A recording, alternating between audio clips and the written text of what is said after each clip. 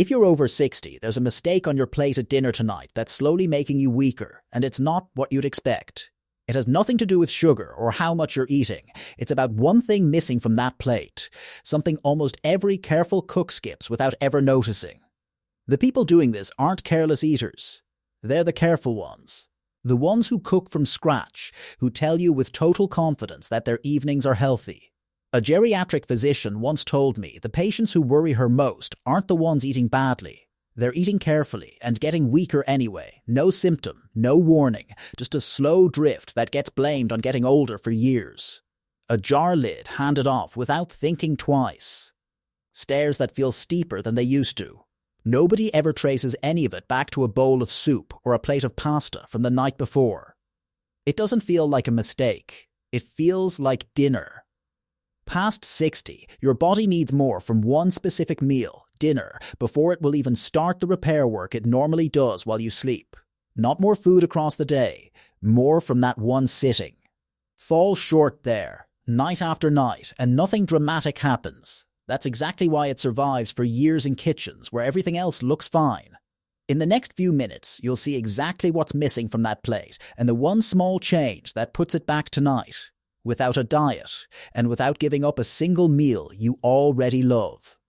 And by the end, you'll be able to look at your own plate tonight and know, right away, if you're one of them. It starts with Carol, 68, describing her dinner to her doctor with real pride, right up until her doctor stopped writing, mid-sentence, over a bowl of soup. Carol had come in for her annual checkup, nothing more. Blood pressure fine, weight steady. Her doctor was working through the usual questions until she asked about meals. Carol answered the way she always did, a little proud, honestly, of how simply she ate now that it was just her. Oatmeal most mornings, a sandwich at noon, usually turkey, and soup at night, the same blue bowl she'd had since her kids were small. Her doctor's pen stopped on the word soup. "Just soup?" she asked. Carol nodded, not sure why the question needed asking twice. Would your own answer have made someone stop writing too? The number her doctor found once she actually ran the math surprised even Carol. Across the full day, she wasn't eating badly at all. The protein was there, just not anywhere near evening. It had all landed hours earlier, at breakfast and lunch. And by the time she sat down with her soup, there was almost nothing left for the hours that mattered most. "You've been feeding the wrong hour of your day," her doctor told her. That sentence followed Carol out to the parking lot. She sat in her car for a minute before starting the engine, turning it over in her mind. Her doctor walked her through why. Long after the dishes are put away, long after the television goes quiet, the body is still working. The day leaves behind small amounts of wear, a walk to the mailbox, a trip up the stairs, a grocery bag carried in from the car in one trip instead of two, because who wants to make two trips? Nothing dramatic, just ordinary living. And ordinary living leaves a little repair work behind, every day of a person's life. That repair work happens almost entirely while you sleep.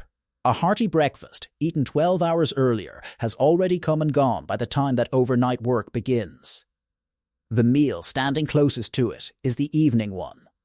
Doctors have a name for why the body gets stricter about this past 60. Anabolic resistance. A body in its 30s can respond to a modest amount of protein and get straight to work. A body in its 70s often needs meaningfully more protein at that same meal, in some studies close to double, just to trigger the same repair. A thin evening meal doesn't send a strong enough signal, and the gap keeps widening. A little more each evening. Carol went home that evening and looked at her blue bowl differently for the first time in years. Not because of one dinner, but because of every ordinary one just like it. Her mistake was only one version of this. Just down the road, a man named Robert was making the exact opposite one, and he never once suspected it either. Robert's kitchen smelled like garlic and warm bread most Sunday afternoons. He baked his own loaves before kickoff, made pasta from scratch on the counter his wife had given him for his 60th birthday, and grew tomatoes in a garden he tended every morning before his coffee finished brewing. Ask anyone who'd eaten at his table, and they'd tell you the same thing. Robert's dinners looked incredible. His doctor listened to him describe a typical Sunday spread with real pride, the bread, the pasta, the tomatoes still warm from the vine, and then said one sentence that stopped him cold. Delicious doesn't always mean it's protecting your strength. Robert laughed it off, right there in the office chair. He thought about it the entire drive home. Most people assume a full, colourful plate proves a meal is doing its job. It doesn't. A plate can look completely satisfying and still leave the one thing the body needed most sitting off to the side, more garnish than substance. His doctor's next request surprised him even more than the sentence itself. She had him write down an actual Sunday dinner, item by item, the way he really ate it. 2 kinds of fresh bread, a full plate of pasta with garden tomatoes, and chicken, sliced thin, tucked beside the pasta more for colour than for food. When she added it up in front of him, the number was barely a third of what his body needed in that one sitting. Robert wasn't eating badly. He'd built a kitchen full of things he loved and let the very thing his body needed most get crowded out by all of them. He didn't stop baking bread. He just stopped letting it stand alone. A larger piece of chicken, seared before the pasta went in the pot. Beans folded into the sauce some nights, so nobody at the table noticed the change except him. Not every version of this mistake belongs to someone who cooks too much or too little. Sometimes it belongs to someone eating alone for the first time in decades. Linda lost her husband 2 winters ago. For 31 years, dinner had been a 2-person job. 2 plates. 2 portions, someone across the table who'd notice if she barely touched her food. Cooking for one felt different in a way she couldn't quite explain, even to her own daughter. Portions shrank without her deciding they should. A piece of chicken became optional some nights. A vegetable and a few crackers started to feel like enough, especially on the evenings the house felt too quiet to bother with a real meal. Her daughter noticed on a Sunday visit, not anything Linda said, but the way she hesitated before standing up from her favourite chair, one hand braced on the armrest a beat longer than it should have taken. "Mom, how much are you actually eating at night?" Linda didn't have a real answer. She'd never thought to count. Registered dietitians who work with widows and widowers say this is one of the most common patterns they see. Cooking for one doesn't just shrink the grocery list, it shrinks the portion that used to protect someone's strength, and almost nobody ever warns people that grief can reach all the way into a dinner plate. Linda didn't need a complicated fix. She needed permission to cook a real portion for herself, the same portion she used to make without thinking twice, and to stop treating her own needs as smaller just because the chair across from her was empty now. She still sets 2 places some nights, out of habit more than anything. She just fills both of them for herself now. Her daughter says the colours come back into her cheeks since spring. Last month, she cooked a real Sunday dinner for the whole family again. A full roast, real portions, the kind of meal she used to make without thinking twice, the first time she'd hosted since her husband passed. Grief isn't the only reason a portion shrinks without anyone deciding it should. Other times it's love, working in the opposite direction entirely. James is 74. For the last 3 years, he's matched his portions to his wife's every single night without ever really meaning to. She has a smaller appetite these days, some evenings barely half a plate, and out of love, out of habit, out of not wanting her to eat alone in front of a bigger meal. James started serving himself less too. He never announced it. He never really chose it on purpose. It just became how dinner worked in their house. A physical therapist finally caught it during a routine visit after James mentioned almost offhandedly that the stairs to their bedroom had started feeling different lately. "Do you eat the same amount your wife does?" she asked him, "or the amount your own body actually needs?" James didn't have an answer ready. In 39 years of marriage, he'd never once considered that his devotion to her might be working against him. This shows up constantly among long-time couples, physical therapists say. Love can shrink a portion just as easily as grief can, sometimes even faster, because it hides behind something that looks like kindness. James started serving himself first now, a full portion, before he ever thought about hers. He told his therapist something at his next visit that she said she'd remember for a long time. "I thought taking care of her meant eating less. Turns out it meant staying strong enough to take care of her at all." Even with a full portion back on his plate, James was still missing something. The same something almost every story in this video comes back to. Helen thought she'd already handled her evenings months ago. Her kids lived 3 states away now, and the daily scoop of protein powder stirred into her morning coffee had become a small, private proof to herself that she was still taking care of things, even with nobody around to check. Her grandchildren teased her about it affectionately, calling it her gym shake, even though the closest she got to a gym was a brisk walk around the block. But eating enough over the whole day isn't the same as eating enough at one sitting. Your body needs a real amount at once to even start that overnight repair. Spread it out in too many small bites, and even a day that looks balanced on paper can still come up short. It felt responsible, like she'd covered her bases for the whole day. Her doctor gently corrected the assumption at her next visit. Supplements can help fill a gap, she explained, but they were never designed to replace an actual meal, especially not the one closest to bedtime, when the body needs it most. Helen's supplement was doing its small job in the morning, 12 hours too early, while her evening plate kept falling short anyway, just the way it had for years. Helen sat with that for a moment. "So I've been doing my homework," she said. "You have," her doctor told her, just 12 hours before the exam. She laughed, but her doctor wasn't wrong. Experts see this exact blind spot often. People who feel covered because of one good habit, never suspecting it lives in the wrong part of the day entirely.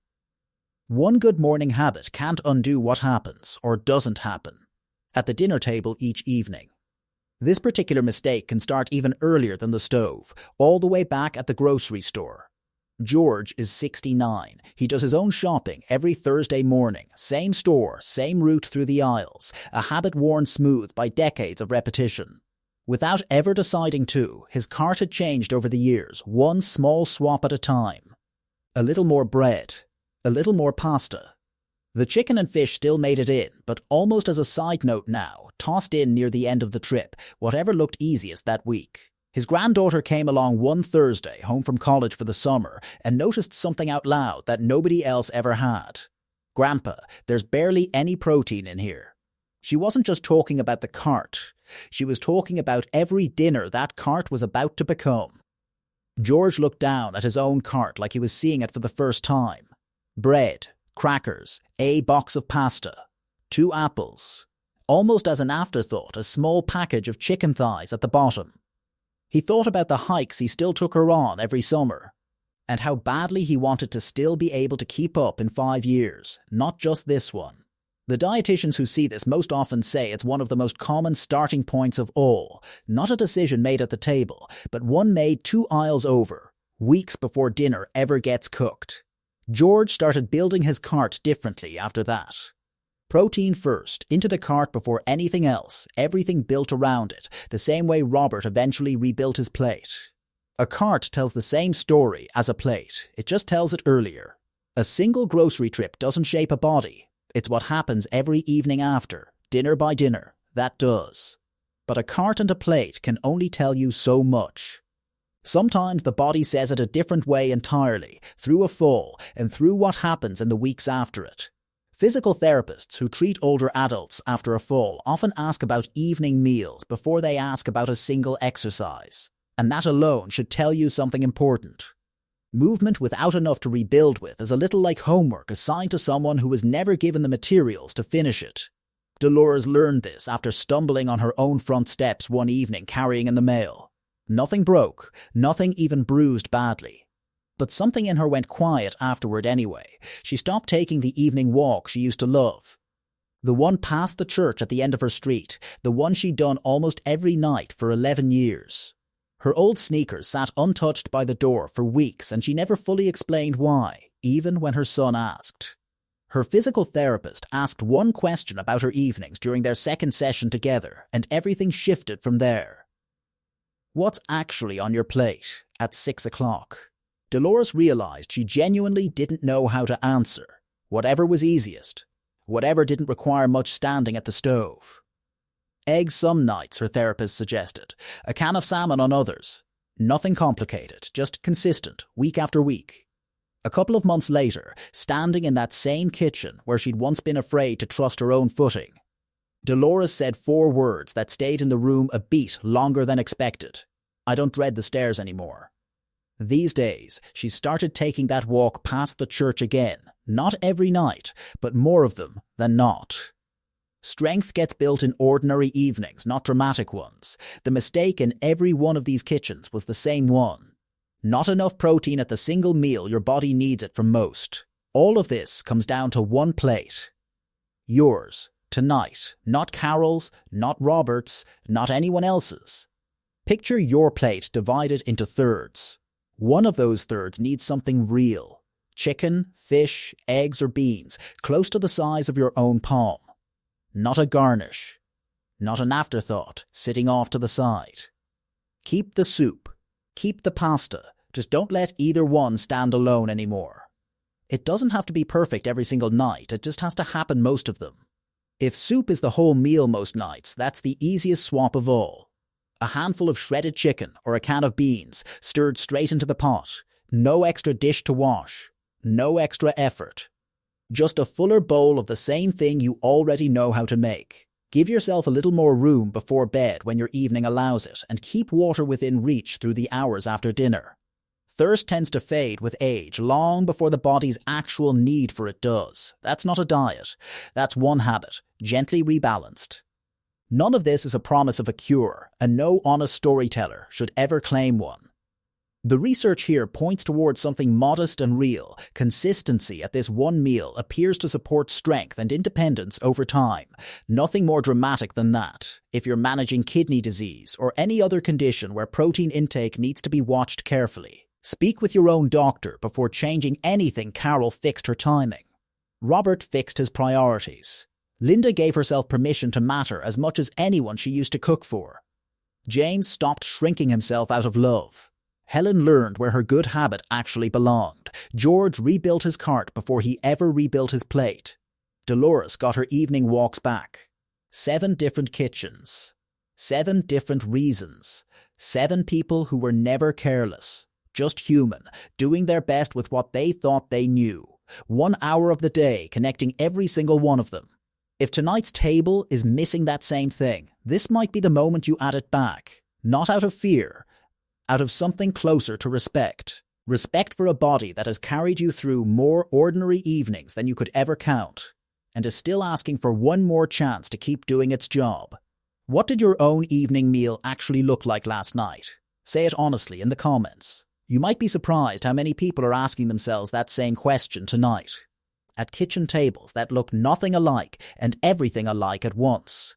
If this changed what's going on your table tonight, stay with us. Subscribing just means we'll keep showing up, video after video, with the same kind of practical, research-backed habits that protect your strength, your mobility, and your independence for as long as you want to keep living life your own way. Strength doesn't announce itself when it's building. It doesn't announce itself when it's slipping away either. The only real difference is what's sitting in front of you tonight. Something just as important happens earlier in the day, in a habit most people over 60 have never once questioned. One more habit works against people over 60. And it happens before most people even reach for their first cup of coffee. Carol didn't suspect this one either, not until her daughter asked one more question that surprised the doctor even more than the first one had. That's next.